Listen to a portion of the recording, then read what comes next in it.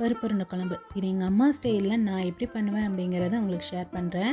இந்த மாதிரி வச்சுக்கிட்டிங்க அப்படின்னீங்கன்னா இனி நீங்கள் வாரம் வாரம் இதை ட்ரை பண்ணுவீங்க. எப்படி செய்கிறதுன்னு பார்ப்போமா? வீடியோக்குள்ளே போகிறதுக்கு முன்னாடி நம்ம சேனலை இன்னும் சப்ஸ்கிரைப் பண்ணலைன்னா சப்ஸ்கிரைப் பண்ணிக்கோங்க. இப்போ வாங்க ரெசிபிக்குள்ளே போய்க்கலாம்.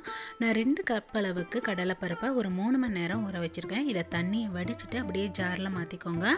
அரைக்கும் போது இது கூட 3 வரமிளகாய், ஒரே ஒரு ஸ்பூன் அளவுக்கு சோம்பு சேர்த்து தண்ணி எதுவும் ஊற்றாமல் இந்த மாதிரி கொரகொரப்பாக அரைச்சி எடுத்துக்கோங்க.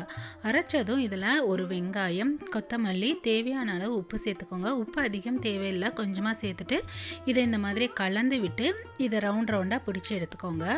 இந்த பருப்பு உருண்டை குழம்பு தோசை, இட்லி, சாதத்துக்கெல்லாம் அட்டகாசமாக இருக்கும். கண்டிப்பாக ட்ரை பண்ணி பாருங்கள். இந்த மாதிரி உருண்டை பிடிச்சி ரெடி பண்ணி வச்சுக்கோங்க.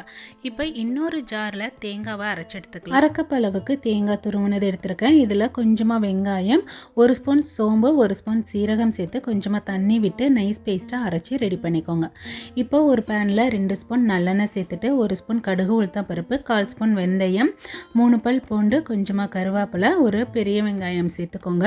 சின்ன வெங்காயம் இருந்தால் இன்னுமே டேஸ்ட் நல்லாயிருக்கும். வெங்காயம் நல்லா வதக்கி விட்டுடுங்க. வதக்கினதும் இதில் 2 மீடியம் சைஸ் தக்காளி சேர்த்துக்கோங்க. தக்காளி கூடயே உப்பு, மஞ்சத்தூள் போட்டு இதை நல்லா வதக்கி எடுத்துக்கோங்க. தக்காளி ஒரு 3 நிமிஷத்துலேயே நல்லா வதங்கி வந்துடும்.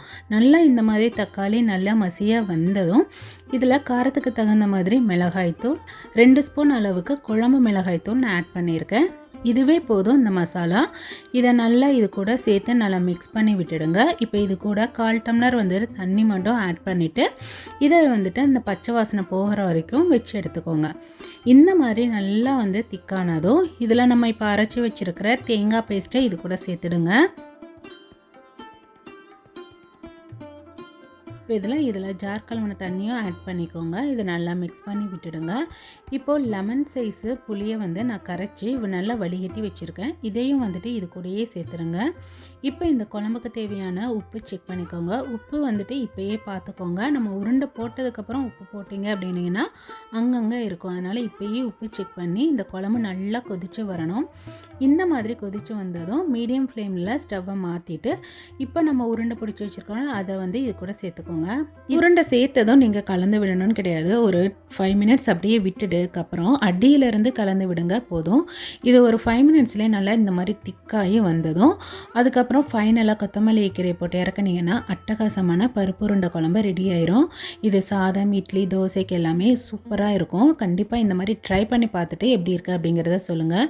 இந்த மாதிரி சிம்பிள் அண்ட் ஈஸி ரெசிபிக்கு மறக்காமல் நம்ம சேனலை சப்ஸ்கிரைப் பண்ணுங்கள், லைக் பண்ணுங்கள், ஷேர் பண்ணுங்கள். தேங்க்யூ.